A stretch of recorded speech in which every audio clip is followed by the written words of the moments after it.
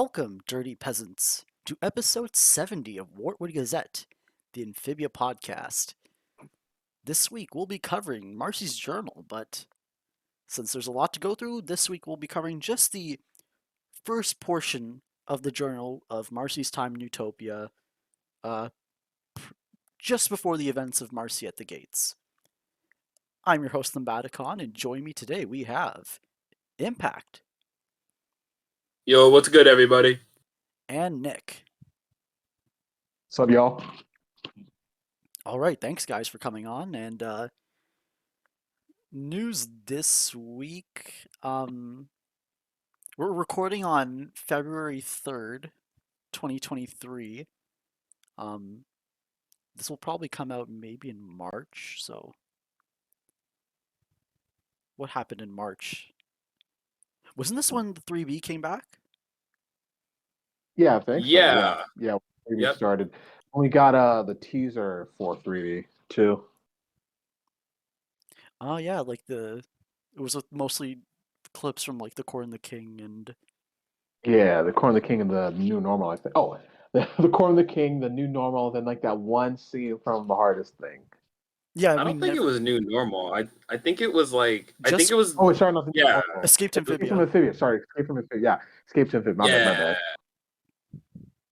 Yeah, and I mean we can't predict the future, so hopefully The a Amphibia crew- movie is going to be announced.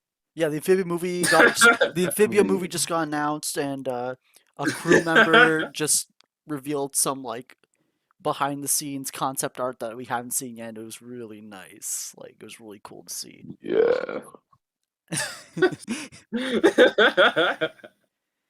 All right, but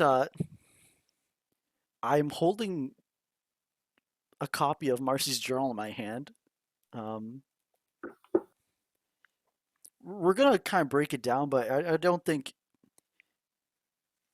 if you really want to experience the journal, you should buy it because that supports like I mean, Amphibia. Support the official release. Yeah, Yeah. we could get an art book. I mean, Yeah, we if get there's enough enough like support, and copies of the journal.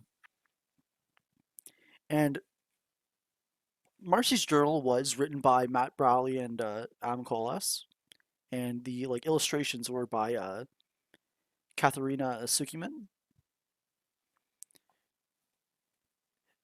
It's like normally like when we do like an episode recap, like I give like the credits, but it's like it's just kind of odd, like it's like talking about like a book or like a comic book review, but like Yeah. gotta give credit where it's due.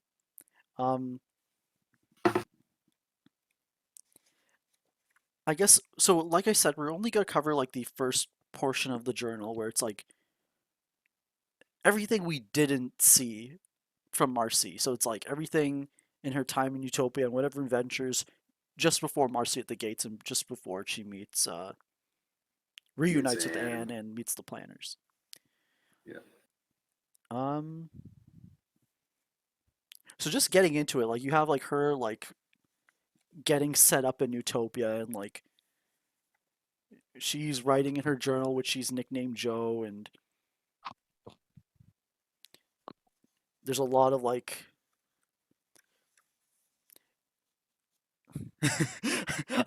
it's kind of different going like trying to recap a book compared to an episode, but like she like Yeah. she meets the like we get to meet like Olivia and Andrews through the book through her perspective. I'm trying to look at like the smaller details at this point. It's like Yeah, there's so much. There's just so many things on each page.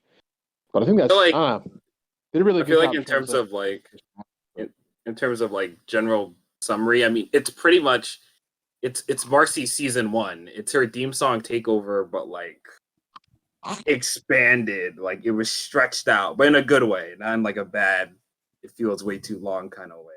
Like everything that happens in her takeover happens here. It's just like there's extra details in between. So yeah, like so whatever you see in the theme song takeover is also in this book, but like fleshed out.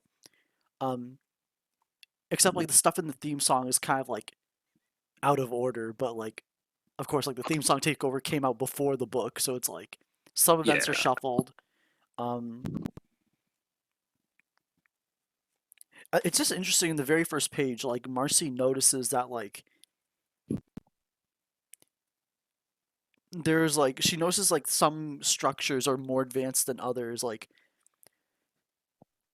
she was talking about how like there's like tall structures that are like more advanced, but then like there's cobblestone roads which are like less advanced. So she notices like the technological like possible differences in Newtopia.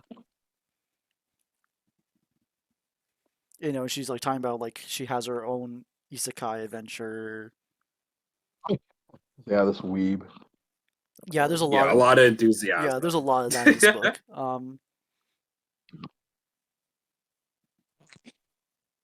What else? I didn't even notice the whole Marcy noticing there's different technology. I only noticed that later on in the book, like once we get to like, because that's more obvious when we get to like Ernest's castle and whatever with the ancient amphibia technology and stuff still around. Like, I didn't even think about that. She didn't figure it out, but like, if Marcy wasn't in like isekai adventure mode, she probably could connect a lot of dots together. She has all the tools to do it. So Yeah, and you know, she tells like she kind of like teases about like being responsible for this, but then she like responsible for like bringing them to Amphibia, but then she crosses it out in her journal. And I'm looking at the pages where like she describes like Olivia and Andreas. And okay, like she has Andreas sign her journal, and like it's like in red ink, and then like he breaks the pen and then switches the ink, but just like that red splatter just kind of Yeah. like Yeah. I know what you mean. Yeah, yeah. It feels like they have a second intention behind it. Like there's just something about it. But the red ink, there's something about it. wait, but wait, I thought like the red ink was Marcy's pen, it is Marcy's right? Am pen, I but it's like crazy? he breaks it because it's like it's such a tiny pen, but Oh, okay. It's just like red. I don't know. So something just feels inherently violent about the red ink yeah. somehow, but I don't know. But it is pretty. Yeah, this is just pretty sweet. I mean, I do like how hard Marcy goes with the drawings, man. I mean, I just see this like a nice nod to her eventually becoming a webcomic artist. It's pretty cool. And just before I go forward, I just wanted to talk about like the cover itself. Like it matches Marcy's Oh journal. shit. If you ordered the hard copy, like the sleeve becomes like a map of Amphibia and has a bunch of like different locations. Like it has the towers. It has like like it gives everything like a name. Like I heard the map isn't 100% accurate. Like from people who are like super analytical of the show, I can't tell. It looks pretty accurate to me from how the show works. I can't think of any place that doesn't make sense. But I hear around that it's a little wonky. So, but I can't see it personally. like they definitely like I can see like okay, the first temple would be in the Amidala Woods maybe, and then they show like the second Mount Mutu is like the second temple, not too far from like where Toadcatcher took place in the East Tower. The dry swamp that's from like yeah, the Biddyburg, Ruins of Despair, and the dry swamp are all nearby each other, which is like those were the episodes after Handy Ann and Karen's Yeah, new everything's a sire. straight line from that point, pretty much. Not a straight line, but like it goes in order of the episodes that we saw them in. Hmm. So I do think it's cool that we see the other Toad Towers though. We never saw West and East Tower before, like ever. So those are locations that, yeah, I don't know. That was nice. I don't think we went to the Alm Wood Forest either. That's entirely new. So I don't. Yeah, no, we never Yeah, we did. never went there. Like, So I think Proteus is like under Quarler's Pass, so. Yeah, yeah, And then like the it's pretty nice though that we have like just a finished idea of what the lore looks like. You know what I mean? Because it feels like, yeah, it definitely feels like they had like maybe 70-80% of everything figured out, but like there are just these like specific things they didn't have like fully ironed out. Now I guess we just have the idea of like what a sort of fully realized idea of what Amphibia looks like. I think that's pretty cool. and even the though map also has like Newtopian writing at the bottom too. yeah, I was gonna Don't mention that code. It's if thou seeketh adventure, then this great land shall suffice, but beware for every dream will always uh have its have price. its price. Yeah. Yeah, I don't know. It is pretty. Man, it's just yeah. I don't know that it's just so weird because I don't know. It's like that theme really is everywhere in this show. I don't know. I feel like this show is just so. It can just feel so deceiving sometimes. I think it's just. I think that's because it's like everything is there as a backdrop for like what's essentially a Saturday morning animated sitcom. Like that's and that's Amphibia's vibe. Like it has all this other shit going on, but like at its core, it's just this Saturday morning sitcom.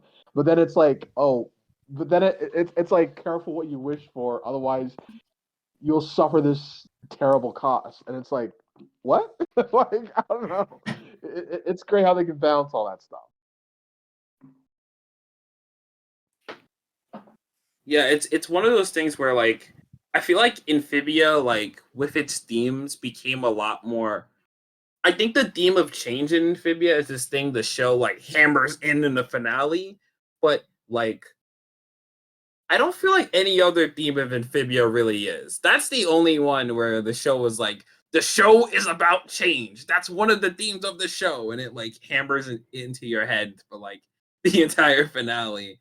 But Yeah. everything else is kind of like it's there, but like you don't really gotta think about this to get what's going on in the show. But like it's there if you want to find it, you know, Yeah. narratively speaking. Yeah, it's like yeah. I don't know. It's just I don't know, I think it's always just interesting for me to think about because I don't really have those sort of realizations of like a lot of shows. And like I don't know, Amphibia, it's just I don't know. Damn good show, I guess. I mean, I say it every time I get on here, but yeah, it's a good show. Yes. Um, I think the well, every dream has its price thing is interesting because it plays into like so many characters in the show. Like the first time that line's given is to Hot Pop, but then like it's clear that this line also was to Marcy too, right? Marcy wants to keep the friend group of Anne and Sasha and her together forever, no matter what, you know, and she's willing to do anything to keep that dream a reality. Andreas wants to be this world conquering overlord, follow his father's wishes, and then he figures out, oh shit, this actually kind of sucks. Like maybe this wasn't like the best idea ever. And then Sasha, you know, same thing. It's a constant theme with most of the characters, except I would say like I don't think Anne ever has that thing, but that makes sense because Anne isn't a character who has goals at the start of the story. She only has goals in like season 3, and she's more active there. So I don't know. yeah, And no, I see what you mean. Oh, go ahead, Tom. no, I was just gonna keep going through the book, but yeah, go ahead. No, same here. I was looking to do the same thing. I just wanted to point out that like Marcy had another gamer moment where it's like she shows off the 3 different cast systems on like entry. What was it? I think it's Entry 9. I just find it so funny that she's like, "Whoa, this racism reminds me of Clash of Cultures 6." Like, I don't know, this made me laugh. Like Like she doesn't even Marcy, like my react God, to it. She's just like, oh, like yeah, she's That's like pretty Pog. cool. She's like Anyways, Pog. Yeah, pretty much. It's like this is pretty cool. oh, it sounds like a pretty serious political dispute with lots of nuances and wide-reaching consequences for everyone. Fun. Like, Yeah, that's just that's good. What's so great about it? Yeah. I just think it's kind of funny, like her diagram for the caste system. It's like the way it's like the frogs are farmers and laborers with no political power, enforcers ruling over the frogs with an iron grip on behalf of the newts. But then the way she has the arrows pointed, it's like the frogs are pointed to the toads, and then the toads are pointed to the newts. But when technically it's like the hierarchy, it's like the newts are telling the toads to like do this, and then the toads are telling the frogs to do that. It's like I don't know. I'm looking. I'm over Yeah, analyzing I it. guess it just means like I guess it just means like serving or something like they didn't write it. But I guess they just mean like serving this person and serving that person and blah blah blah blah. yeah, that's what Um, I was thinking too. Like it was like more of a hierarchy thing. Hmm. Like the frogs serve. Well, I feel like the frogs serve the newts, but the toads make sure the frogs do their thing. So it's like it's kind of in that order. I would say it's more like the toads and the frogs point at the newt and less about frog to toad, toad to newt kind of thing.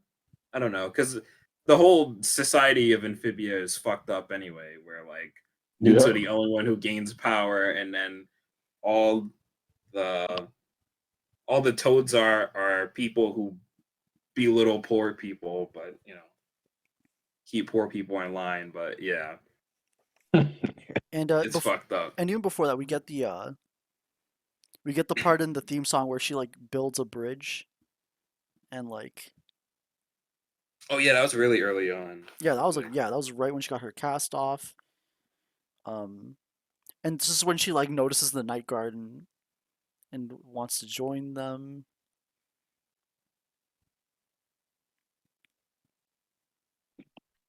She gets the statue. She gets Yeah, and the whole time, like during this too, is like you can tell, um, and it like one of the things I hear a lot of people talk about a lot, with kind of like, actually I'll save that later. There's a better page for that. I'll talk about Marcy and her relationship to Anne and Sasha, but okay. yeah.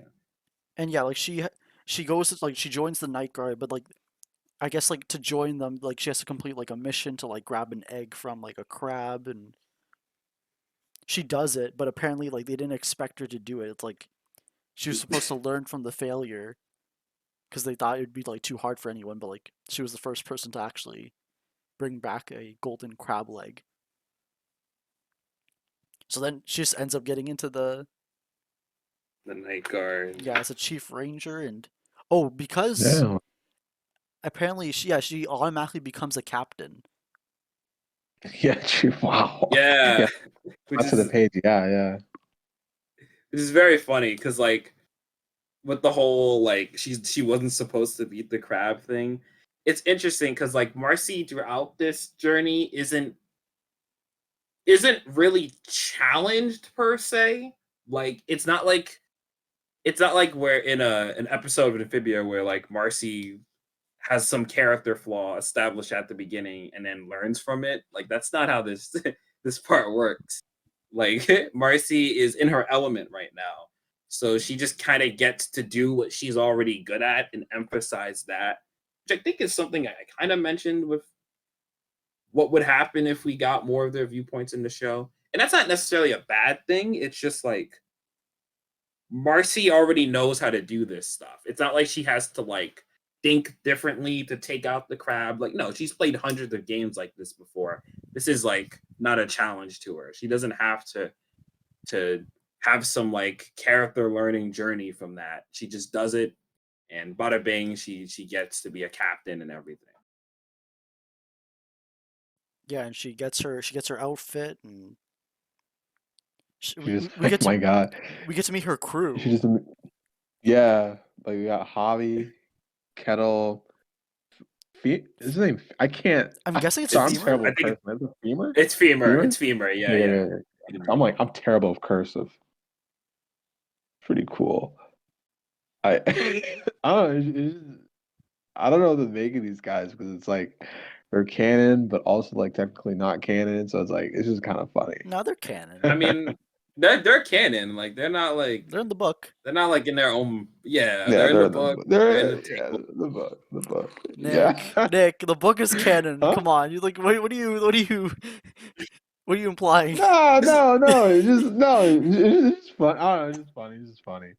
I don't know. I just find it funny how like their first appearance just came from like the theme song takeover, and it's like the theme song takeover is like dubious at best. You know what I mean?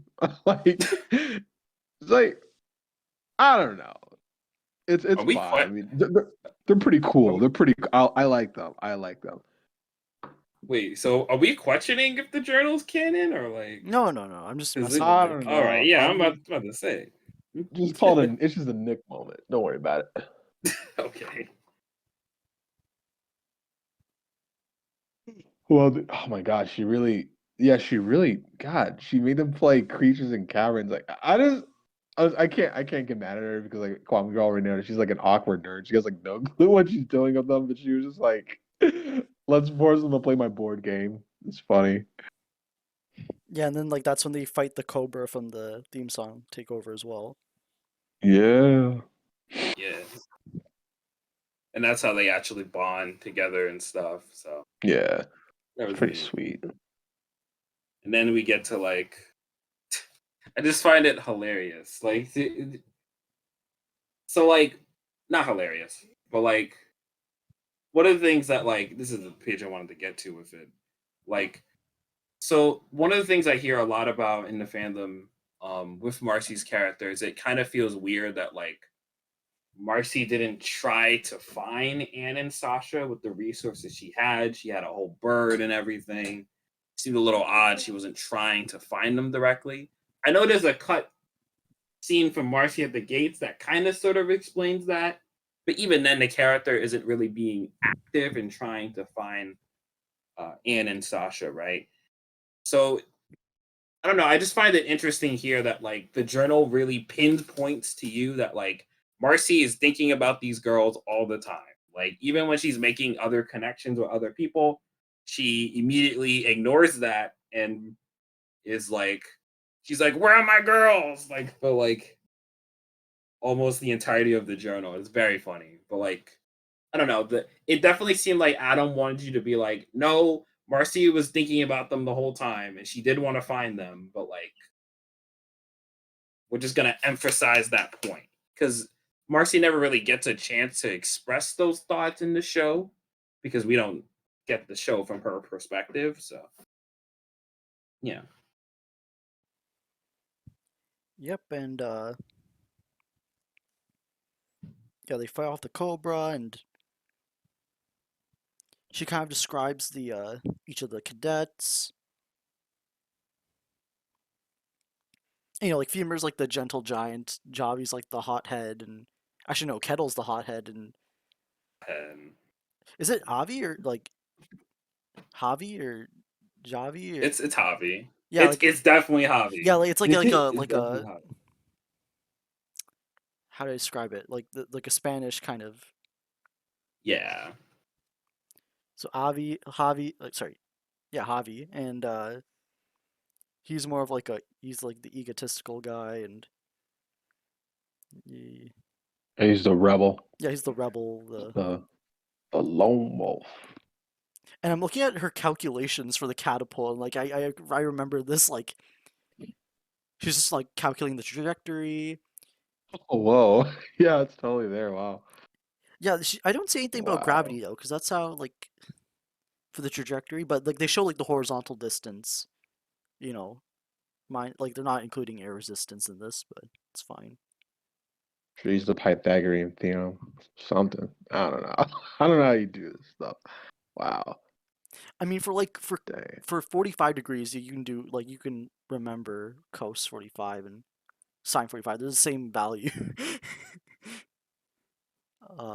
Oh, okay. So she actually is. Okay. See, this man. I fell off hard from high school math. Like I can't even. This is She said it was that's pretty cool. college level geometry. Yeah, it's like This is high I school don't know. math. Marcy, is Is it? she in middle Oh, school? She's like yeah, Marcy's just a doing. big brain. I mean, see, like this is the thing again. It's like they're clearly supposed to be high schoolers, but it's like it just seems like nah, they're 13. They're 13. Come on, we all know how math's static. And we know how old we know how old they are. Come on. I feel like a lot of the fandom doesn't even know like that fact. At least that's the vibe I get. I feel like a lot of people when they join in, they just assume their their canon ages, and then like don't know that like information that they were supposed to be older. Because I think like other Disney characters, like I think Luz was supposed to be older too, or something. I might be Oh, wrong. was she? Like I'm not sure. That might be misinformation, but I feel like it. I feel like that was the case. Might have to look that up. Hmm. But Yeah. Because I think honestly, I'm not really sure about those, but I just know if like Anne, Saucer, and Marcy, they're all just meant to be like 16, 17 around that, or sorry, I think around 15, 16%. Not around there, but I don't know. yeah, There's Yeah, so yeah, we I get the don't know. part. Dang, Go that ahead. is a bit of sorry, go ahead. I No, mean, I no. was gonna say like yeah, it is a pretty crazy tonal shift, just jumping from like them taking down the Cobra to like Marcy, just like just one night, all these emotions are just bursting out of her. Yeah, I think it's like a pretty cool choice. Then dang, then she's like, ooh. Oh, I was about to say like are the stickers that she puts next to like the entrance, are they like supposed to be like color coded or something? Like a color means a good day, then another color means that was like immediately wrong. I was just immediately wrong. Like I was yeah. like I don't think so. something. Yeah, Yeah, I thought I I think was they're just onto regular something. color. I thought I was onto something for a second.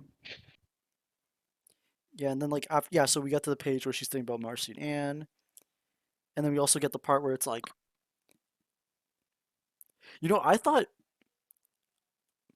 it'd be like a gradual like transition where it's like brief thing of like sadness and then a bunch of more happy pages, but we get this like one entry where it's like, oh, she got they Yeah. get the mission about the book burnings, and then we get the flipboard game.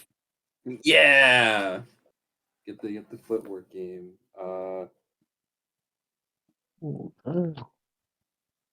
Yeah, where she just kind of just tells Andreas everything. You stared so intensely for a second. Oh my god. I think it's like Ah, I think they paced it well though, like with with Marcy thinking about Anne and Sasha, and then kind of pretty much the entry after the mission, she immediately tells all these thoughts to Andreas. I think that was smart. Like it's clear that Marcy's already in a vulnerable like mental state already. So by the time she's playing Flipwart, like with Andreas, it makes sense that would naturally connect to her just spewing out everything she's been thinking the whole time. And there's setup too, like throughout the book of Marcy thinking about Anne or Sasha.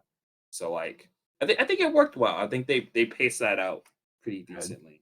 damn, yeah, I'm reading right now. Like this is some chills. Like my god, I don't know. Like you just forget just how good the relationship was, just like just how well written it was. I love how Everything about it was just like, ooh, damn, like this is juicy. I love how the piece that Marcy beats Andreas with is Anne, is the like the piece that Anne was in the first temple. Wait, Oh, really? yeah, Oh no, you're shit! right, I you're didn't right, think you're right, about you're right, that. you're right. Yeah, That's you're right. good. That's good Damn, shit. good. That's good shit. This is juicy, man. I hope I can write something only half as good as this. Like just at least half as good as this because this is just great. Always love the I dynamic. It's just that.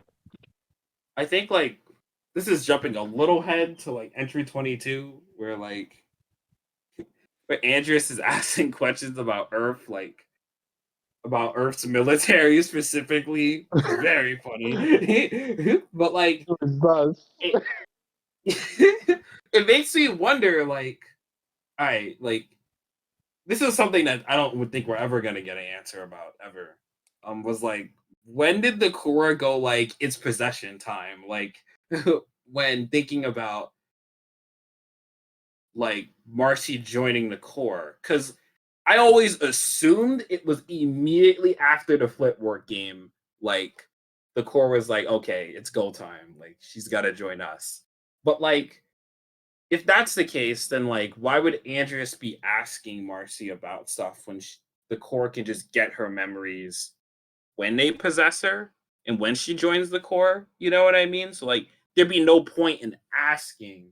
So I'm gonna assume the core thought like around 3A, that was the thought process, which sort of changes Andreas's motivation of saving Marcy too. Because like I always assumed Andreas saved the Marcy, at least during the time of watching season 3, was for the core.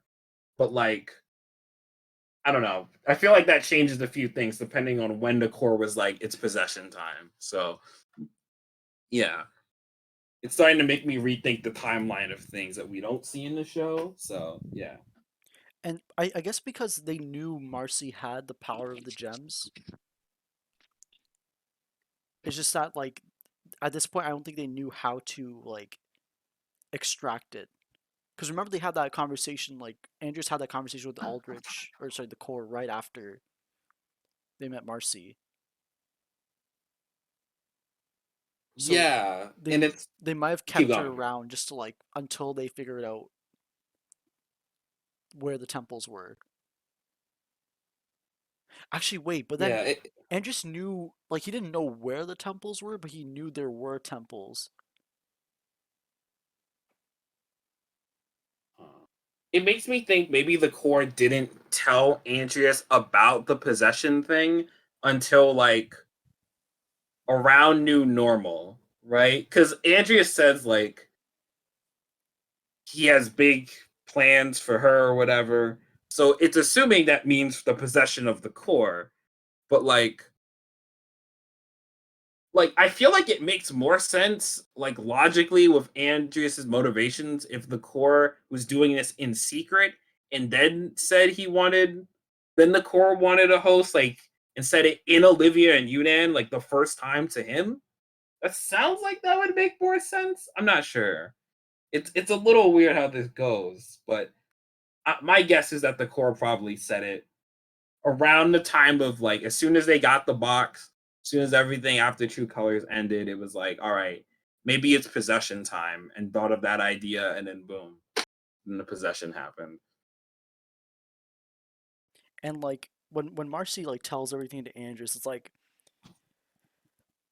the way Andrews is like he like tells Marcy like that she shouldn't tell Anne and Sasha and like Yeah, yeah, Uh, but like at yeah. the same time Damn. like he's like feeling for Marcy too. It's like Yeah.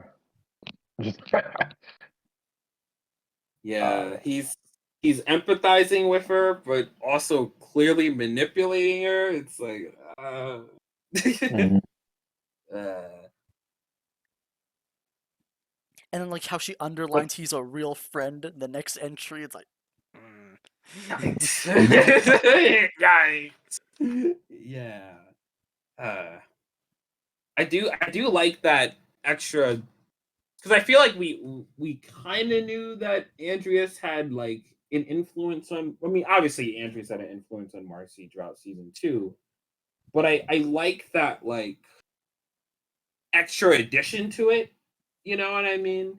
Because before I don't. I think from my perspective, I always assumed that Andreas's influence on Marcy was more so like what's the word? What's the word? Like Actually, you know what? Never mind. I think it's pretty much the same. I think this is the book added on to it, essentially, with Andreas giving his toxic mindset of friendship and his thought process on it onto Marcy, and Marcy starts like believing in that thought too, out of that fear of change. So the book is just kind of just adding that extra layer to it to make it work better, which I like. Yeah, and so it's like the next day they're like researching like the Order of the Ulm, why they're burning these books, and Or oh my god. there's a bit of like Javi and Kettle like ship teasing and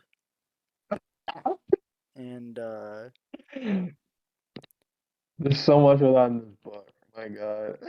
and then that's when we get the description of like maybe the leader, like the snake mask or golden armor or whatever, and then we get like an ancient scroll from the wreckage, and like I'm not gonna read the whole thing for like on entry 21, but basically it's like Newtopian language describing the power of the stones and like the power they had to like make crops grow and like heal wounds and destroy the foes of those who wielded them. And Which is pretty cool. yeah, like I like that extra yeah, for the addition next to it. entry Oh, I'm done. just You gonna keep read going. I'm just gonna read that one entirely because that's a really interesting one. Yeah, I mean, I think to me, I kind of assumed Amphibia had a civil war over the gems. Like, I feel like that had to like Yeah. that was always my head canon around it. They had to fight over that shit. You got infinite power in your hands, and there's gonna be no war. You're crazy. Like, Yeah. yeah, And then Marcy fell in the egg, the giant heron egg for breakfast. And then like you mentioned impact like the and just asking about Oh my god. military like military It hierarchy. just makes me laugh. Like, the highest political authority of a kingdom. He's like asking you about your military, and you're just like, oh, probably no second motivations behind this. Like, it's just so funny. Yeah, Marcy. and Marcy, like, it goes like, that was weird. Like, Yeah, and it goes anyways. Like, And it's yeah. like, yeah, our fathers are strict. Yep. So much in common. I I just like Marcy must have felt so goddamn stupid. Like once True Colors yeah. happened, like she Oh had she had everything right there. my god. It's like, Andrew, this wasn't part of the uh, plan. Like, I didn't. Yeah, I was just explaining tanks and fighter jets for fun. Like, yeah. Oh my god. uh, God damn it! and I do like just one little thing. I do like the addition of characterization for like not for at least Marcy's dad. I know Matt talked about how the crew were kind of thinking about the parents and their relation to like Sasha and Marcy a bit.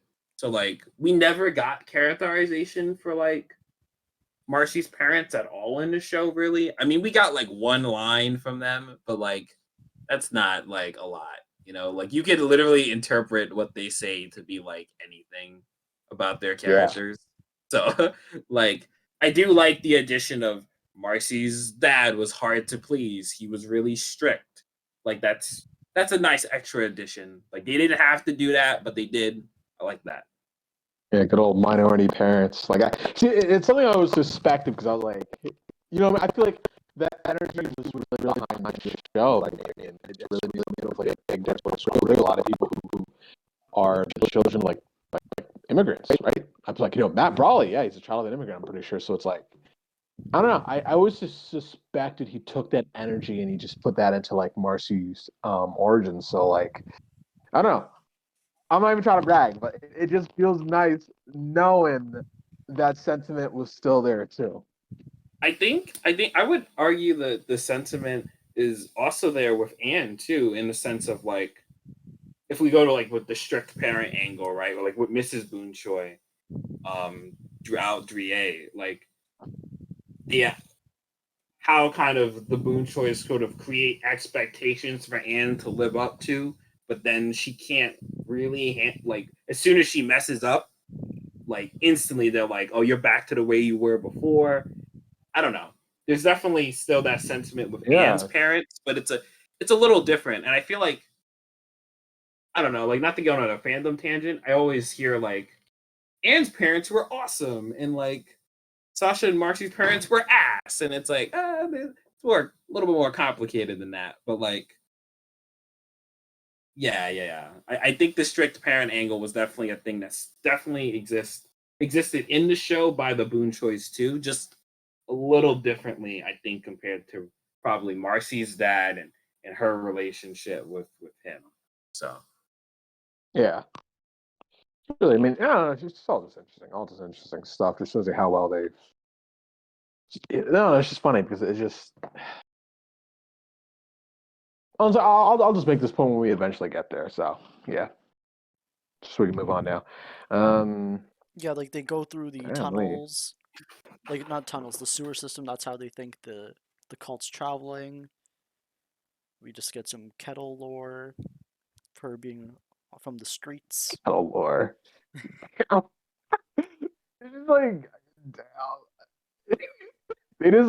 they went all out for these characters and they just exist within like this non-show material.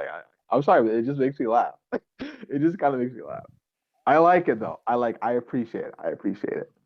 And then they like chase like a hermit living in the sewers and get some info out of him, like the pathway to like the cult's like meeting spot, and he gets like the Tamagotchi for like a and treats it like the One Ring, like a Lord of the Rings Gollum reference. But I know neither of you have watched Lord of the Rings. Whoa, wait, who's again? You said like what character being referenced? I feel like I'll be able to know. Gollum, the Andy Serkis character. Gollum. Yeah, like I know Gollum. I know Okay. Gollum. I mean, I feel like Gollum's one of those things where it's like, you know what I mean? You know nothing about the franchise, but just like that one thing, it's iconic enough for you to like have heard it for like osmosis or something. You know what I mean? Like I feel like he's one of those things. Like the whole precious thing. I've heard like, he's like anytime someone brings up the Lord of the Rings, someone just like some comedian just starts like gets in a fetal position and just going like it's just you know the whole thing, right? Just Yeah. start going like precious. And it's like the least funniest fucking thing you've ever seen in your entire life. But apparently all the Lord of the Rings fans they find it hilarious. Calling it out. But yes, cool, cool thing right here. But they actually fucking said, "Oh my god!" Yeah, it actually says All my right, get me off precious. of this page. Get me off of this page. All right. Get me Yeah. off. So they sneak into like the cult meeting like with the robes, and like Marcy compares it to like prayer services with Sasha and Anne because they went to like a Catholic like middle school. Yeah. yeah, they, Um. Yeah, like Gold Mask. Like that's the apparently the name of the cult leader. Uh. Yeah, Kettle knows something familiar about him, like the gestures. They find out the next target, and like they plan out like a sting operation. Like the Night Guard prepares like a to ambush the cult when they try to burn those archives. Uh, then that's when Marcy gets her crossbow, Let's go. and right before they head off to the mission, once again like Marcy's thinking about Anne and Sasha. And she also has that very adorable power pose for her crew. Can't forget that. Yeah, and the most important part of the book. Most important part of the book. Oh my god! Wow. I see. I just it is damn. I just love how she just goes ham on like the drawings of her and her and Sasha. Like, damn, like I don't need to hide what I did. Yeah, I don't need to hide what I did from Ann and Sasha. Sure, sure. Honestly, I can't wait to see what just it's just such a I don't know. I just think part of what just makes it so interesting is it's just such a it's just such a like a unfortunate tragedy because again it's just like not to try to roll old ground so it's just like I don't know she just saw those two thought they were actually having fun like she genuinely part of it just genuinely believed they actually loved their lives here because it was like yeah they really did benefit in a way well at least Anne was the clearest one but like I don't know I think it's something. I think Marcy was just like I think in her I think in Marcy's heart she knew that it would she what's the word like I think Marcy was trying to like in her head think of this narrative where like they were okay and having fun and having a good time, but she knew like probably maybe not, maybe so. So when Anne shows up and she's like this better character now, like she has a little bit more self confidence. She's like, "Oh, I'm right. Sending him to Amphibia was a good idea. That was a good play. Like totally, absolutely. There's nothing wrong with that." She keeps trying to ignore that conscience of hers the whole time. So, but that's more of like a after the Marcy to Gates thing discussion. But yeah, Yeah, and like she's thinking about them right before like before every mission she's thinking about her friends, and then we get to like the actual like ambush and it kind of goes oh, poorly. dude, Like wait. Do we like? I'm not like a zodiac sign yeah, I guy, but thought yeah, these are those are zodiac signs above like the girls in that picture? Like I just I have let me yeah. look them up. I know there was I I think from what I hear, I think it made it so then with these Marcy was the oldest and Anne was the Wait, for youngest. real? I Wow. think so. I'm Oh, feeling I feel don't like like that. That's 90% messing with my confident. head. I don't like that. Oh my god. Yeah. Gemini. I always had Canon Anne's birthday to be in August. Please tell me Gemini puts it around there. I don't know Please anything about don't break. zodiac Don't signs. let me look it up. Gemini months. Please don't break my head canon. This is the one head canon I made. All right, I'm so safe. May 21st to June 21st. Wait, no, I'm not. Wait, I forgot how months work for a second. Yeah, it's over, gentlemen. It's over. Oh, wow. Okay, let me see. Let me see. Let me see Marcy's. It says I guess she's Aquarius. Let me see that. Aquarius. Yeah, because That's actually God, I that's think actually crazy. What? Matt had to like confirm like because he said in interviews that Sasha was the oldest. But he was like, scrap all Oh, what I said. Like that's all bullshit. Just follow the drama. what? Damn. That's crazy though. Like I don't. Okay, okay. I know they're only like they're all less than a year apart, but it still feels weird that like Marzy's the oldest. Like I know we're not supposed to underestimate her and see her as like a child, but it's like oh, sometimes she just acts like the baby of the group. So it's like I don't know. It just feels funny knowing that she's technically the oldest, even if it's Yeah, only like a few I thought months. I would assume Sasha was the oldest. Yeah, like she's like Anne was the yeah, middle, and then Marcy yeah, was the youngest. crazy. yeah, it's like the sting operation like so they waited until like the call like put all the scrolls into a pile and then did the ambush, but then like the gold mask like takes off the mask and reveals himself to be like Captain Ernest, Egas. the former captain of the Night Guard that Marcy's leading. Um, yeah, they're trying to put out the flames. Like others are trying to get as many cultists as they can. And then Ernest escapes and says he'll be waiting at Dawnblood Castle. But Ooh. and, this seems like this would seem like a pretty good like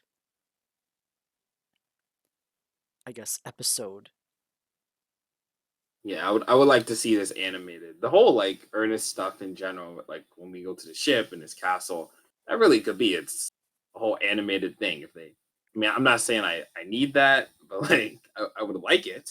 I would enjoy it. So Yeah, and they couldn't save the books. Like all the books got burned except for half a page. Um, and I'm just gonna read the entirety of this because I think this is the most interesting I think entry. It's the inventor of the box, the wisest dude of them all. She managed to unite the kingdoms under one banner, a banner of interdimensional conquest and ambition. Peace came to Amphibia, and with it a golden age. However, this peace led to the conquest and subjugation of other worlds. The inventor of the box faded into obscurity, burdened by guilt and sadness. It is said that even death could not hinder her quest for redemption, and that she still travels the world in spectral form alongside her winged purple companion to this very day. What is her duty? Will her soul ever find peace? And it's like, okay, Yeah. I wish they we didn't reveal this in the preview pages, because it's like, honestly, wait, they did? yeah, this is basically, Yeah, they did. Oh, so for those of you who yikes! don't for those of you who don't know, like, it's like this is confirming that Valeriana was like the creator of the Calamity Box, and it's like, Yeah, that got. But I God, think honestly that was like the biggest It's reveal for like, me in this book. Like, yeah, I mean, I yeah. haven't read part 2 and 3 yet, but I've seen some spoilers. Like, I haven't read the rest of the book, but like, this is still like the biggest. Like, it explains so much. Like, yeah. Why she keep disappearing all the time? 'Cause she's a ghost. yeah, no, oh my god. And just that one tweet where someone clipped her just disappearing and like Nat just said that was 100% intentional. Like it's like I didn't even I'm not gonna lie, I didn't even realize I feel like I feel like I got so used to Valiana just slipping in and out of the plot that like once you disappear in the hardest thing, I didn't even notice it, but like it's just I don't know. It's just it just feels so incredible just knowing what her actual journey was and just what the crew had planned from her from the start because it seems like something they definitely knew what they wanted to do with when they first started, right? I think they at least had like well maybe I feel like they definitely had an idea of I feel like they understood what her origin was at least. I feel like I can say that. I think so too. I feel like it's kind of weird fitting Valeriana into like because 3B is the lore part of the show pretty much. We get the Yes. alms, we get the core and the king, we get the guardian, the god domino. We get all the lore pretty much for the show essentially in that half of the season. It's it's a little hard to fit Valeriana into there, you know what I mean? Because like yeah, she built the box, but she's not really a part of the conflict with Andreas or his friends or Aldrich or the core, you Mm-hmm. know? So like I think it was because I was debating on whether or not this should have been in the show. And the more I think on it, I'm like, I don't really need it just because the show never makes it so then Valeriana plays this. She does play a big deal in the finale. She gets the girls to get their powers, and we already know she has some connection to the gems. So, but like, yeah, I think it was a good play to put this into the journal because I don't think Valeriana really that that part of the lore like fits into the show really. Like it would have been cool, but like I'm not entirely sure you need like a whole episode. Maybe a hint Yeah. in Mother Olm or something. I don't know, but I'm cool with what they did with it here. Yeah. Yeah. Plus, I think there was just something about Valiana that I can't say her name, but there was just something about her that just worked, even without this origin. I don't know what it was. Maybe it was just like we got so used to this being this sort of oracle for the series, but like I don't know, she delivered without us even understanding what her actual involvement was. But yeah. Like, honestly, I kind of like I disagree. Like I think this should have been included in the show because Okay. I know I know the every dream has its price isn't the main, it's not like the main point of the show. Um but I think like just this idea of like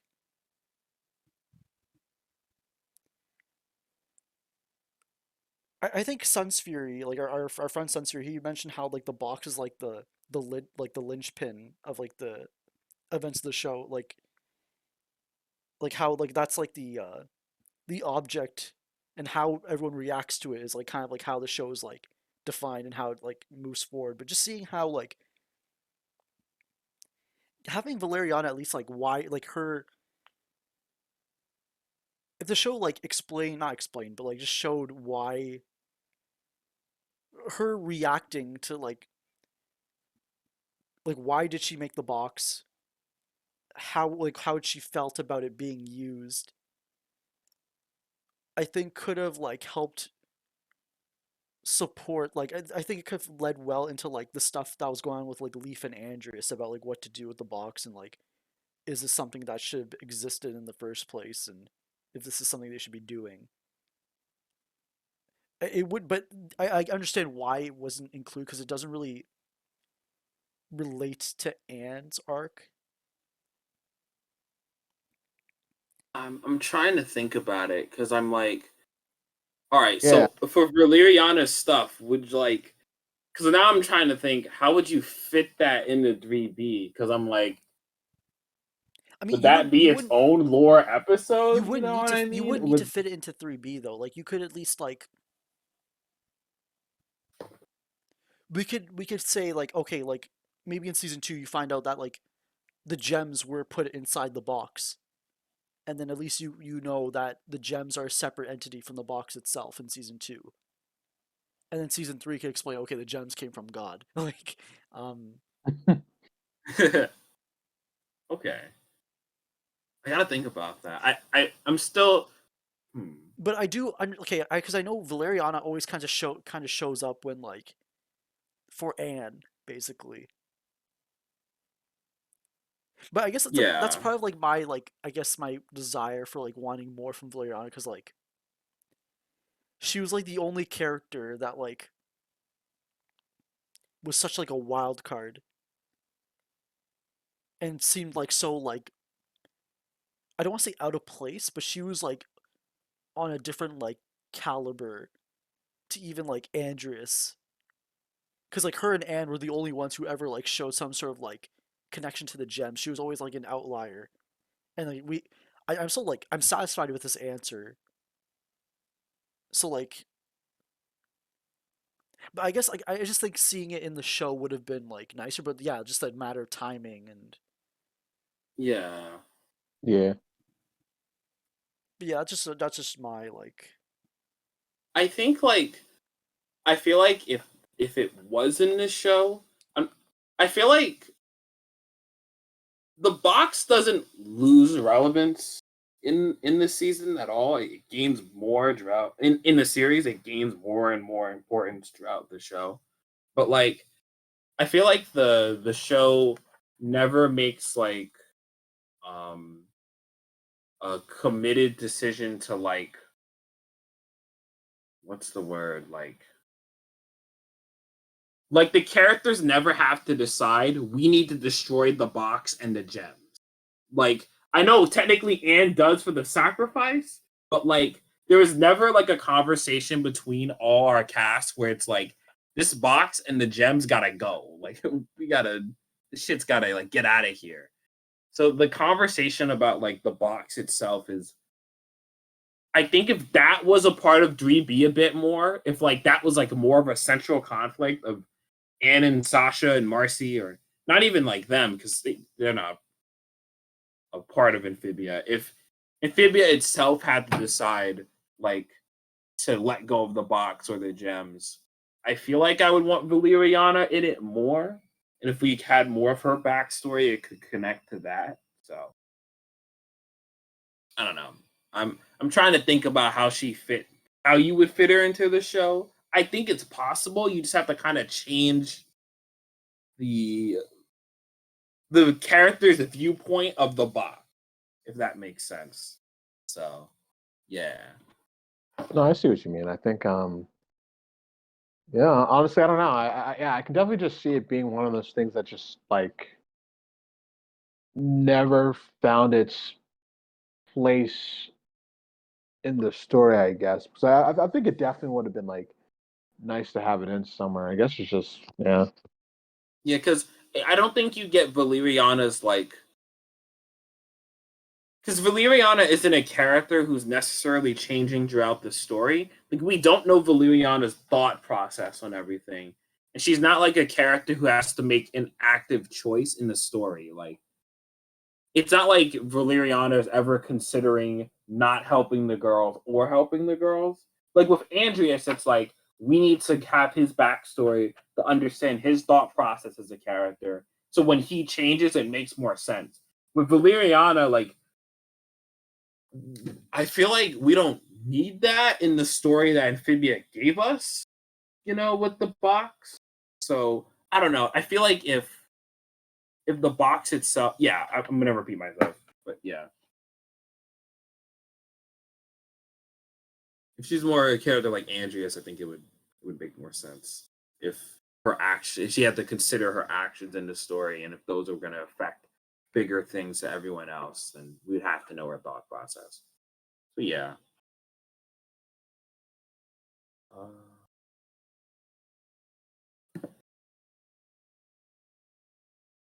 And then like we kind of go to like to the next entry in the journal with like Femur, Keto, and Javi are like super heartbroken about Ernest like betraying them, and then Marcy makes her like her family's signature fried rice, which I like the addition of that too. Yeah, pretty cute. Yeah, pretty adorable. Yeah, it doesn't like change anything all too much, Okay. but like I like getting more of Marcy's family in the in the book a little more. If we're gonna focus on Marcy's character, get more stuff from her family in some way,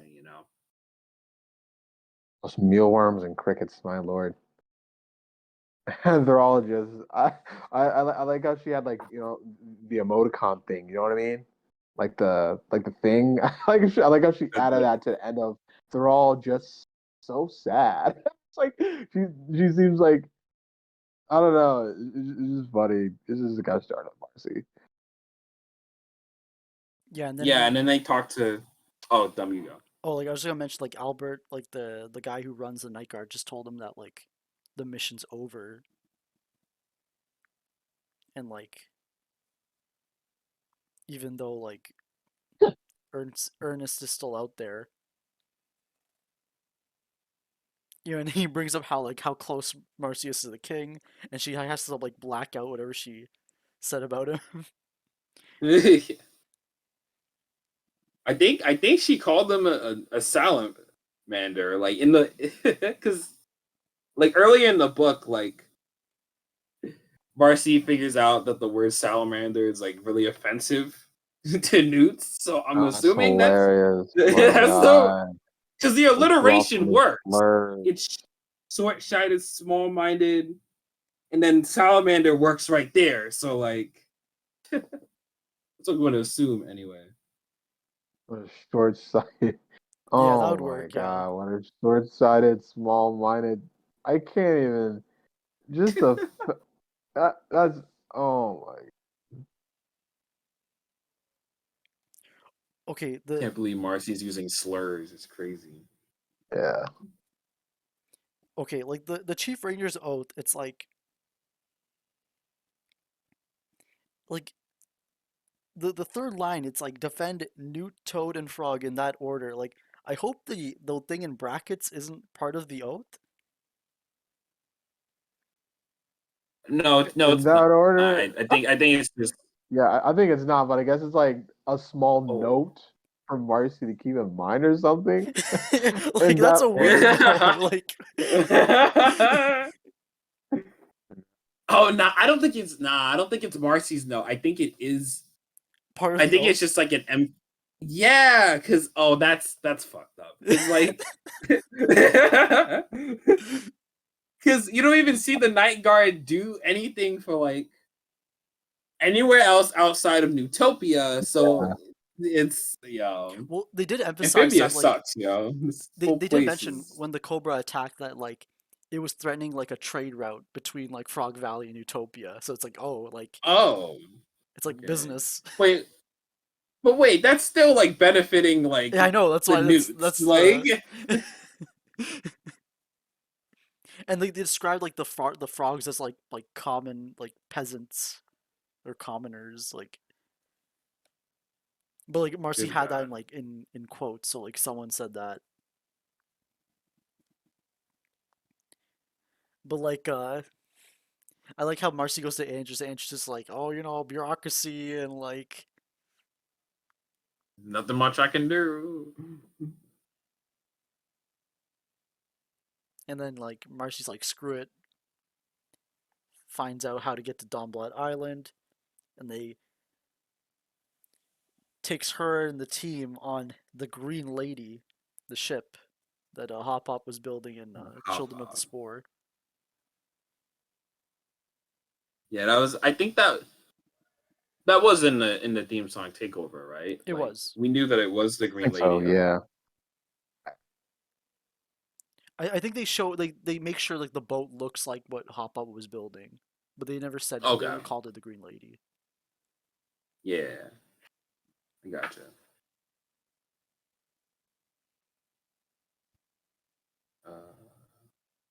And then they call themselves like they weren't sailing as Night Guard members, but as companions, and named themselves the Red Skull. Oh, she named them the Red Skull Moth Gang, symbolizing transformation. Oh, and then it's like she made an. Apparently, the Red Skull was like part of like an anime reference for her, which is Marcy.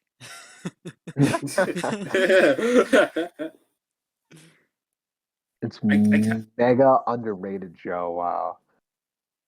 Death Angel Winged Academy. Wait, how are you gonna? She's like, so she calls it an iconic anime. Then he's like, but it's also mega underrated. Yeah. I don't know. It is pretty.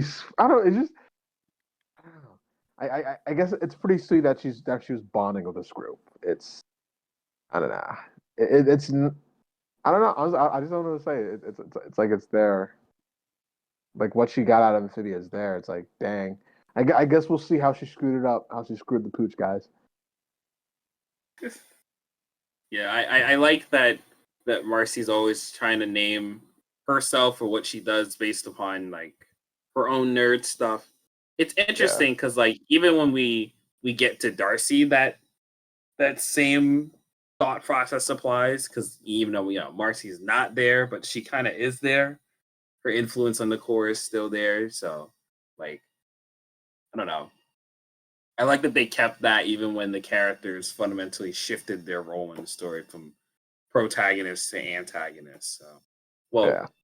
not protagonist to good guy to bad guy. There we go. Yeah.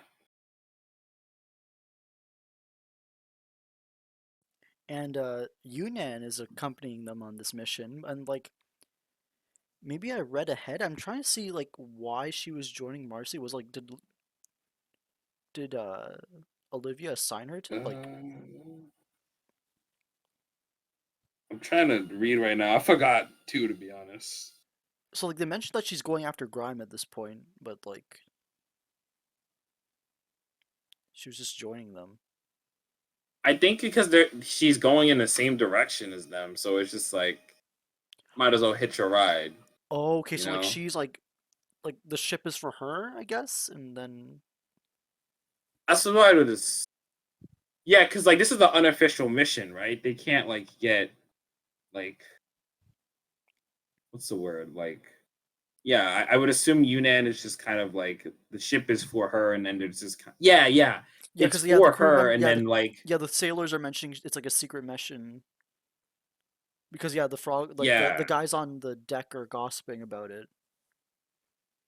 yeah, and Also, like wow.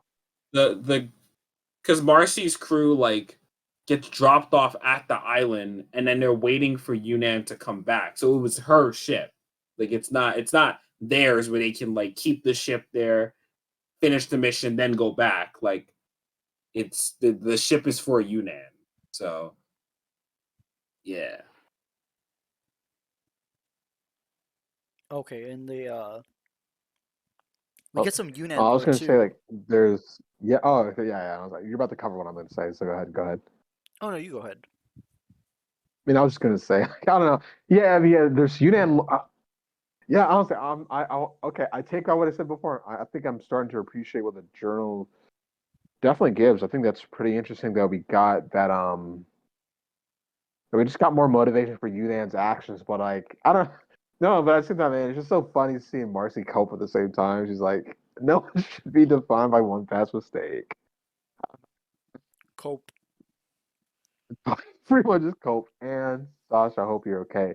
I miss you both so much. After I get my gang their closure, I will come. I was sorry, I will come find you. No more side quests. I need my trio. Yeah, okay. Okay. Like 50 more pages of Marcy shenanigans before that actually happens. Yeah, and then yeah, they get attacked by pirates, and we get that quick scene from the takeover, but then we find out the pirates are just like a theater troupe that took method acting too far. Then they have to save them from the mantis raids.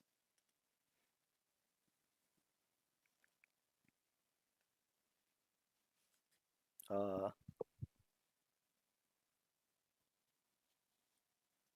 and then okay, I guess they do like Marcy does another like Creatures and Caverns or D&D game with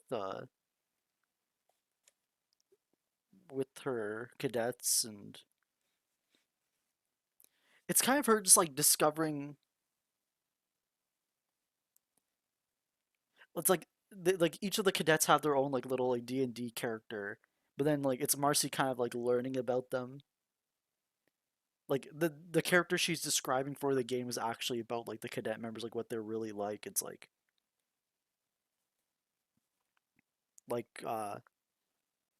Javi is just like a hopeless romantic and just vulnerable.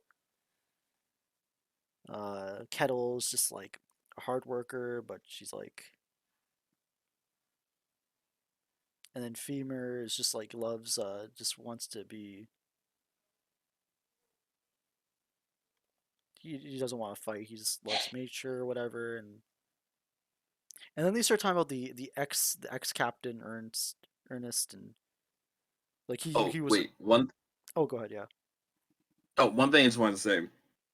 I find it funny that Marcy Marcy consistently says that she's not good at reading people or understanding people's emotional state, but she just wrote down the entire character traits of all her members.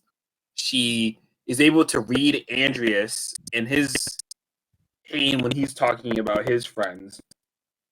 Like Marcy always underestimates herself socially. She says she has a hard time making friends, yet she instantly made friends with 3 people on her team that really like her.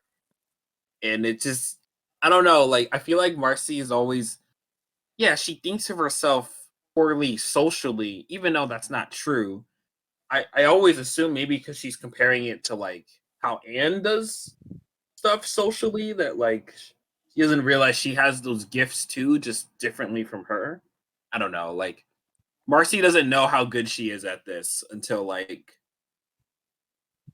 she doesn't get her social skills are actually not terrible. It's just she has to practice different things with it. Like she can't force people to like the same thing she likes and blah blah blah. So I don't know. I just find that interesting. Yeah, I mean, yeah, no, I think it's definitely just another one of the most interesting facets about Mars is just I just love the idea that she was literally her own worst enemy. She was literally holding herself back from pretty much the skills she already had to go out on her own and just forge a life for herself. Like she always had that within herself, but yeah, she was just so committed to her place in a Calamity Trail that like it also just scared her to even try. And like I don't know. I think that sentiment. I think with what's also cool is just how you can. It's just how you can connect at the spirit away, which is just like it's this amazing animated film from the early 2000s that Matt was inspired by to create the show, and like literally, it's like the same idea with the main character. She basically goes to this scary fantasy world and just makes a life for herself, and that just tells her that no matter where I go, I'll be all right. And like I should have mentioned at the start, but she was at the start of the movie, she's moving to this new place, she's scared, and then she gets transported to that world. And like the whole point is that she's managed to just conquer her fears, and just become a stronger person. Like that's like it's just the same idea. Like Marcy, you always had this in you. It's just it's weird. I can see why people are saying this journal is like somewhat tragic in a way, because it's just like because it's just the answers were always in her face. She just couldn't see it. And like I think that just makes some good tragedy, man. Yeah, Marcy had the lessons to learn, but she chooses not to learn those lessons. Like it's it's kind of sad that way. Yeah, man, Rip Bozo. But she turned out all right in the end, right? She was okay by the end. Rest in peace. Yeah, and then the crew arrived to Dawnblood Islands, and we get this like it's like a really moody like look with like a castle at the top of the on top of I guess this like I don't want to say mountain but hill, and uh it's like the rocks are all blood red, and this kind of gives me like a Barrel's Warhammer vibe. Just like this whole like I little just this whole little quest, and honestly, I see what you and mean. I feel like Yeah. I could I can see this like coming out in like season one, like where like similar to like Prison Break, how it's like a sudden like tonal shift, and you get to see Marcy for the first time or whatever, and people would go crazy if we had like a 10-minute segment just drop on us like this, just no context, like just Marcy doing her thing, and but yeah, like Huh. That makes me think, like, because all this stuff is like like this is Marcy's season one, like essentially like this whole part of the Mama. book, like it just makes me think of like a different point of view Matt went with it, where he was like, let's set up all three girls in season one and then have them be a factor in every season. Because Matt like decided to be like, no, each season is about the different relationships Anne has with the girls, like Anne and Sasha, season one, Anne and Marcy, season two.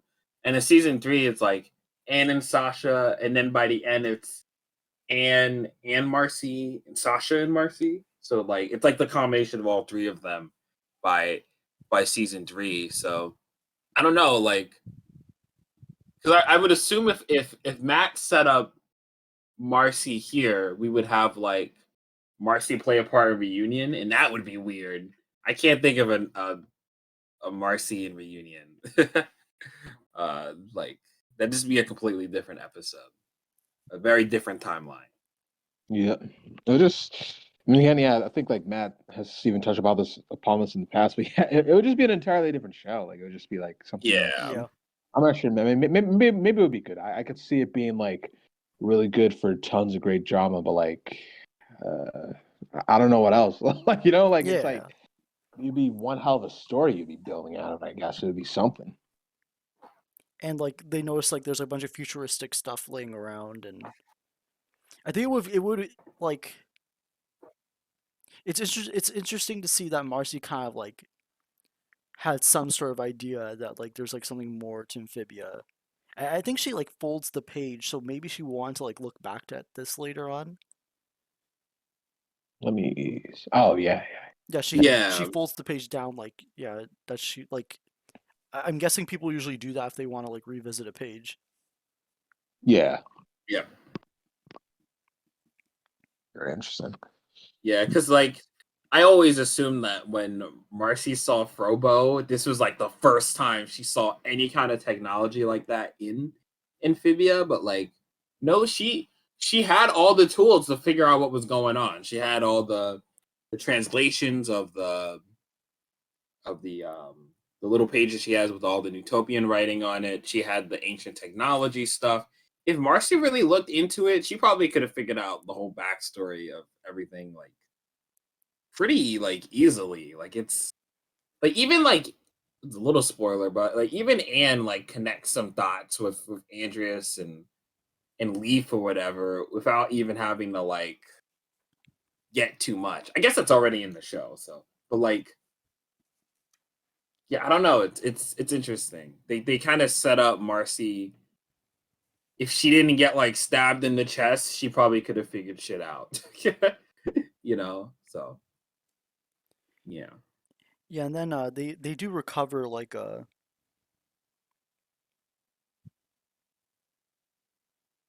recover some runes around like in this area. And it's like Oh it was yeah. basically written after the box was like taken by Leaf, and they're describing how like without the box, it's like they couldn't control Like like we're fucked. yeah, they couldn't control the wildlife that was like around them, and it just like started like they're mentioning cities being overrun with beasts and monsters and this was on like Dawnblood Island, so I'm guessing this island became like abandoned because like everything was going to shit. Like I just Yeah. I just love that like how it kind of gives you like a little glimpse of like what happened like after the box was taken. I think like in the Core of the King they mentioned just like oh it's like it's a dark time for Newtopia. We gotta shut everything down. But you kind of get to realize oh like Yeah, they just man, they kind of abandoned everything. They just let everything fall apart. Yeah. Which I like because I kind of got the vibe in the Court and the King, like Aldrich, like once they lost the box, they were just like fuck it, GG's. Like wait for the box to come back. Yeah, yeah, Like GG's go next. yeah. Cause like because I I assume like the box okay, so I assume the robot fact like okay, no, because the robot factories can still work without the gems. But like they can still make robots to defend themselves, right? I guess they just don't have enough resources to do that. But then, like, it probably would have made more sense if they just changed the whole system to make that work.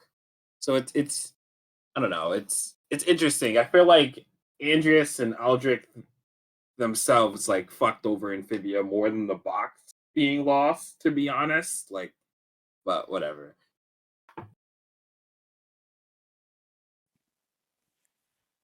yeah and they're camping outside the castle because it's like too advanced for them uh and then apparently like a secret passage opens while they're like inspecting the wall of the castle and apparently Javi swears that Marcy's eyes glowed green, which is I glow moment Ooh. again, like making it so that this is Marcy season one. You know, she's got to have her own eye glow. I'm assuming Sasha had that too during season one. We didn't see it. Oh my god. So, I don't know. Maybe I'm like I think it was cool that she got her eye glove, but I'm like, I don't know. You know, like just the first eye glove moments, it already felt so iconic. Now it's I don't know. I think that's like a tiny, a little salting part of me there. I'll admit that. I'll admit that. I'm like, I don't know. It was cool. It was cool. I'll give it that. Yeah, I think. Wait, did we mention about Marcy with the violin or like? yeah, it's like I think we she did. played the Vagabondia main theme and Yeah, which yeah, She's like damn, she's multifaceted. Like, just as wow. Like, I think that's just pretty cool, man. Just cool, pretty cool about her. She pretty much Yeah, does everything that like. Yeah, it's pretty cool. yeah, because I know Matt. I don't know if I said this earlier, but I think because Matt has said he wanted to bring that like Marcy was like this musical prodigy into this show, but they never found a way to fit it in. So like I forget. I think it was like the Reddit like Oh, the AMA. AMA. Yeah, I remember. Yeah, he mentioned something about that, and then boom, there we go. We got Marcy with the violin. I think he mentioned specifically the violin too. So like I saw some fan art of that before even this came out. So yeah, there we go.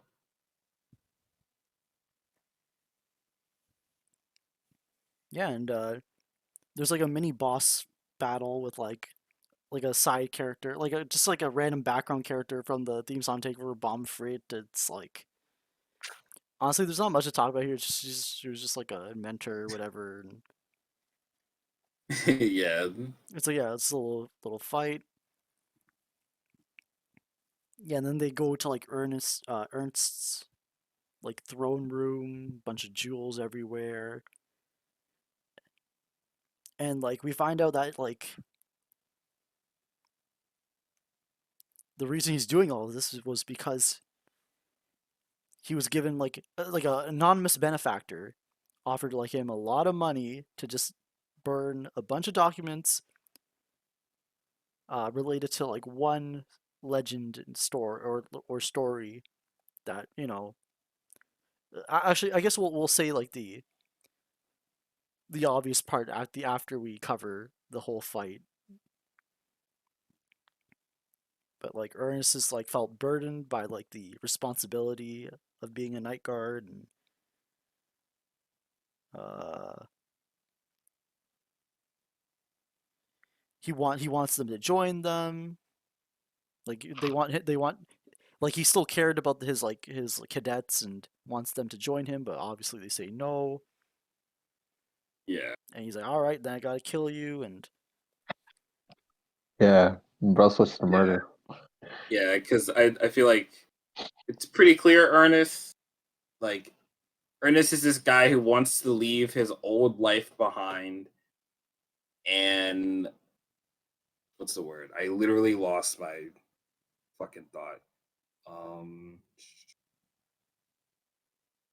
Ernest is this guy who wants to leave his old life behind and like wants his crewmates to join him too, even though obviously this life of his now isn't really isn't helping out anybody. Which fuck, I lost my fucking word. Never mind. I lost my whole thought about that. I was gonna say it parallels Marcy in some way, but I can't. My brain doesn't I work mean, with yeah, like it just like basically like Mhm. choosing to start a new life and just like offering his former buddies to join, even though it's like it was the wrong yeah, thing to do.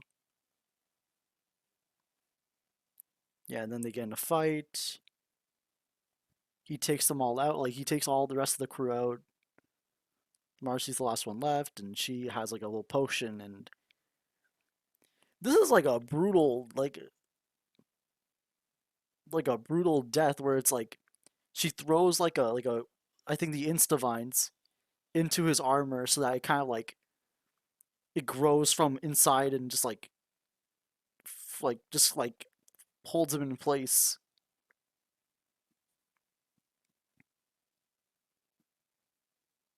And then like and he, then she like what like knocks him out the window, right?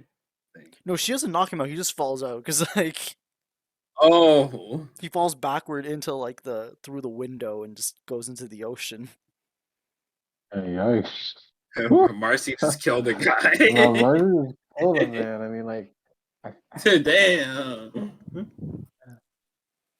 Yeah, and then no, I would that's have said I would have said Anna and Marcy have a higher kill count than Saucer, but I'm not even sure. I think the Calamity Trio, they all just have blood in their hands.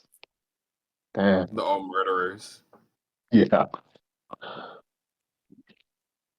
yeah, and then we get like that final translation and it's like it's just about like the three people in the prophecy and whether or not like what will happen. Yeah, Like, it's it's like Marcy had the prophecy. Had the what? Wait, what did it say specifically? Did it actually mention? Was it like 3 stars, something, something? Like, did it have any of that in there? No, it just said whatever they do, it's like it's like the saviors will come, but it's like dark forces will try and like twist the history of it. And yeah, the core, Andreas, yada yada. See. Yeah. Which Nah, isn't like I don't know. Entry 46 is kind of like yeah, just like it's probably the most mid like yeah. To be my honest, least favorite the other entries one. were I think way more. I think like the Valeriana one and like the loss of the box. Those were like the hard hitting like codes. This one was kind of just like Yeah, foreshadowing, this even one's though just like yeah, like it's like the stuff in the show happens in the show. What? Like we already know what's gonna happen, so it's like I see. it's not new lore, essentially. yeah. So they've defeated Ernst. They're all recovering. Um, they kind of realize that they're being they've been stranded, and we've seen what happened in Toadcatcher with Yunnan. Um,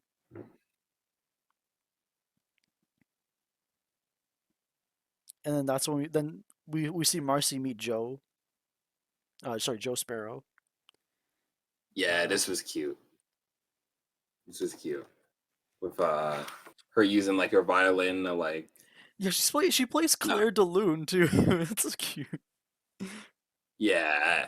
I love that shit. Like I love that Joe wasn't um again, like wasn't this artificial thing given to her by Andreas or something? Like well, yeah, like it's I don't know. I really like that. It makes her journey feel a bit more genuine, even though like the benefactor and stuff. But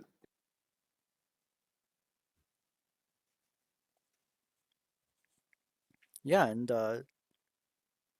yeah, like she tames Joe Sparrow, and he flies them all back to Newtopia. And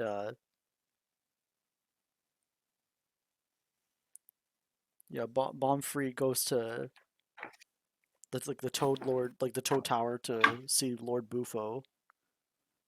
Was this there is any it. This is it. weapon that the Toads make that shows up later? No, I don't think so.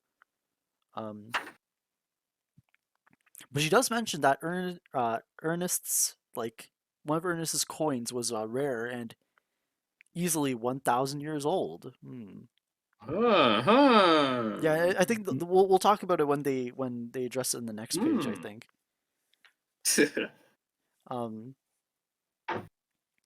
yeah, Javi and Kettle confess their love for each other. You know, uh, oh, they all decide to leave the night guard. Oh, so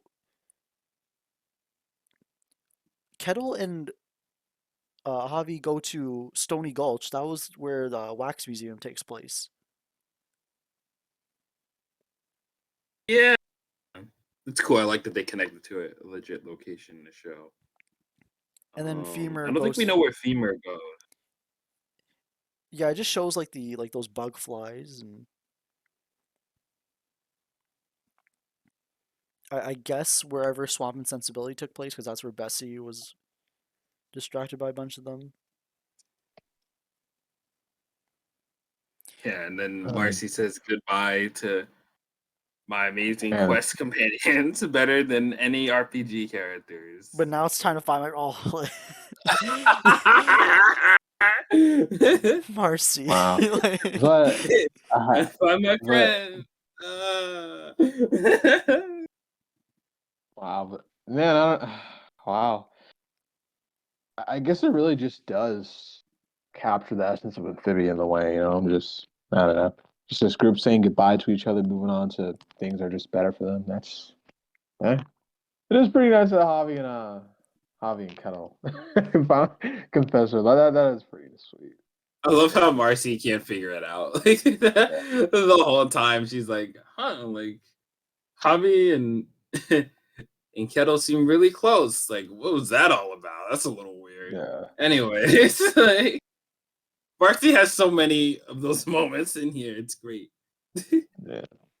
But she does mention how like the everything involving Ernest felt like it feels less like a grand RPG story, and it's more like complicated and messy, and that's when she Yeah. decides that she's not gonna tell Anne and Sasha about the box.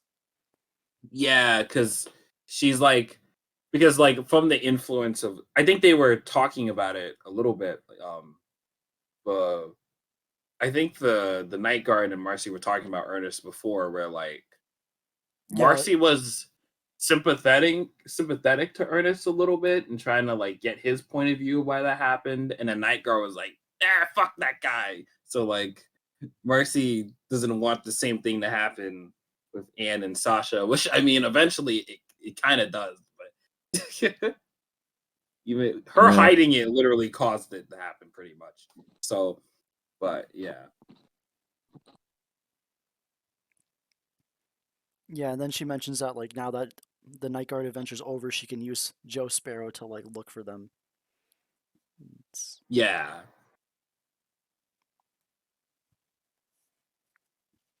And I think we'll. Again, Oh, go ahead, Impact. oh, them you. Oh no, them you go. I was gonna say. I was just gonna mention like we'll end off this recording with like the final entry or like entry 50, um, where Marcy like talks to King Andreas again after this mission, after her own like mission. Um, he promotes her like he was like worried about her, but like then he's proud of her for taking initiative and promotes her to royal advisor, and would rather have her under his watchful eye at all times, making sure that she's in a position to properly serve the kingdom, and that's underlined. It's like, yeah, she definitely serves. She definitely serves the kingdom later on, like in season 3. Like, Yeah, that God, I just find that hilarious because it was a way for Andreas to make sure Marcy doesn't do some crazy shit like that again, going on an adventure like without his authority. Like it's to keep her more in line. Like Marcy can't figure it out. I feel like if this was like Sasha, she would have like figured this out instantly, right? But like Marcy's just not. It's weird because again, she can connect that dot in terms of like how the characters are feeling, but when it comes to like stuff characters are doing to her, she can't like. There's like no connective dot. There's no connective tissue, you know, like. Yeah. My God, like I just, yeah, she must have just felt so dumb. Like after all this, because just there are just so many signs that something was just off. But yeah, I don't know. I can't help. I just imagine how she just felt when this journey was just over. Just like she must have like you know those you know how like you'll cringe at like awkward things you did when you're 13. Like Marcy, she's probably oh my God, she's probably like cringing at like she probably Cringe over does what? like every 5 seconds she's cringing at something she did in Amphibia. Like it's just bad. Oh my God, it's just and but he also got some armor made for Joe though. That's nice. But that is um, pretty sweet. so yeah, then Marcy asks Andrews about like the coin, the 1,000-year-old coin, and he's like, he looks at it for a while. He's like, nope, I'm not into the coins. And it's like, This it's just dude. just when you have like the realization, it's like, I think this really like enhances the book for me, where it's like the moment Marcy comes into like Amphibia, and Andrews knows how smart she is. It's like he immediately sets out to like hiring a guy to like burn as much documents about the box as possible. It's like, man, that's a wow. Yeah, that's such a great addition too, because it's what's the word? What's the word? Because I feel like Andreas and I always got the vibe that Andreas and already was like burning down documents of like the past history of Amphibia already, or it got deteriorated and destroyed with time. You know, I think this was just kind of like a point where he's like, "Oh shit, I wasn't expecting this to happen right now." Like, it just like got someone quick to just burn all those documents. She doesn't figure anything out. Bada bing, easy. Like, I don't know. It. I do like Andreas also playing a more active, not active, but well, no, yeah, he's playing a more active role as villain of sending someone else to do it. In that sense, he's not like just waiting for Marcy to like find out about the temples and then do that. Like he's taking initiative to make sure she doesn't figure out things that'll fuck up this whole plan of his. So, yeah. Yeah, it's just like really nice to see Andrews like we know Andrews is like a goofy character, but he still doesn't like mess around. Like he Yeah. like he's still like a strategist, like, and he knows like he's like a master manipulator. Like, Yes.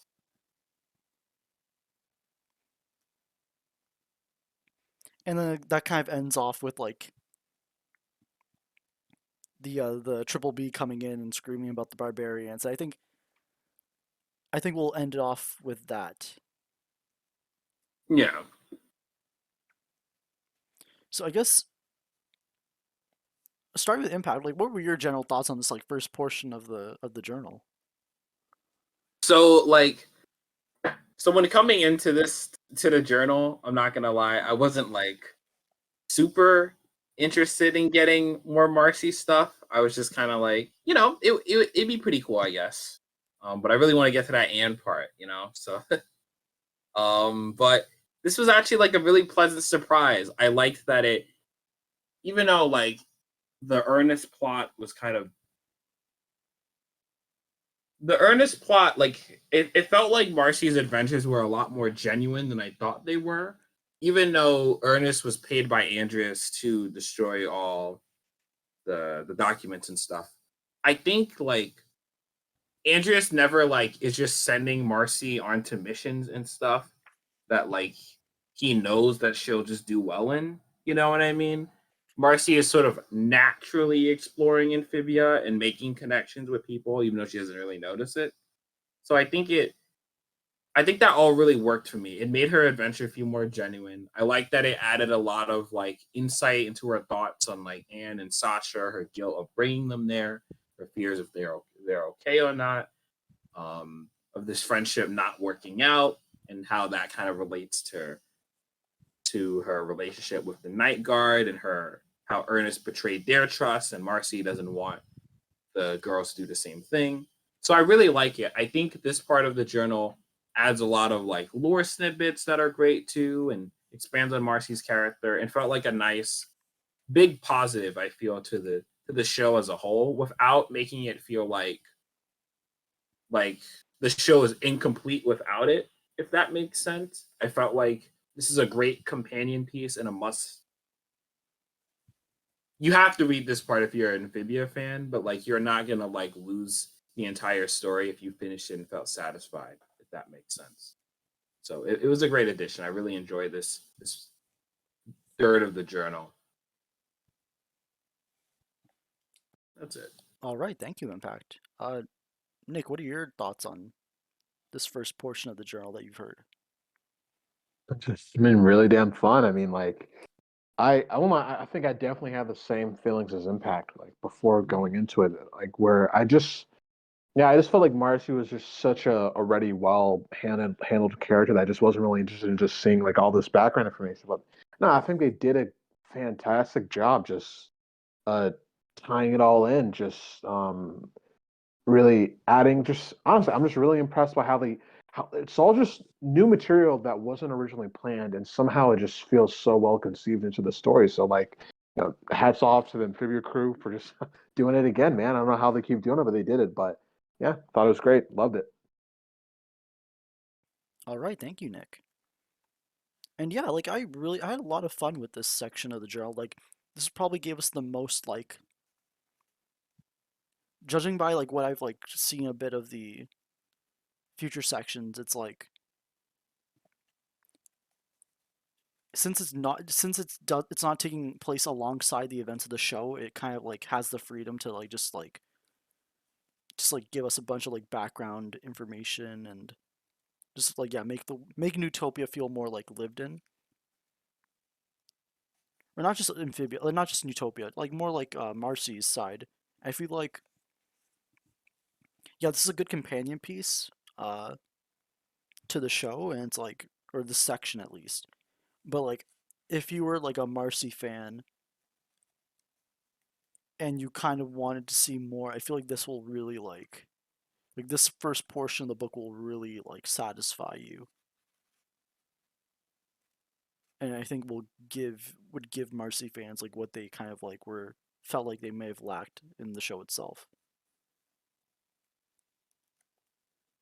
But yeah, especially all the stuff with like the Ernest's like the Ernest plot and the Valeriana reveal, and it's all really great stuff. I mean, like I don't need I wouldn't need like these stories to be animated, but like having something like the Dawnblood Islands stuff animated would have been like a really nice thing. Like it would be like a really like interesting thing to conceptualize. Like if a fan just made like a bunch of storyboards for this, like I would check those out. Yeah, the whole Ernest fight needs like a whole animatic or something. Like,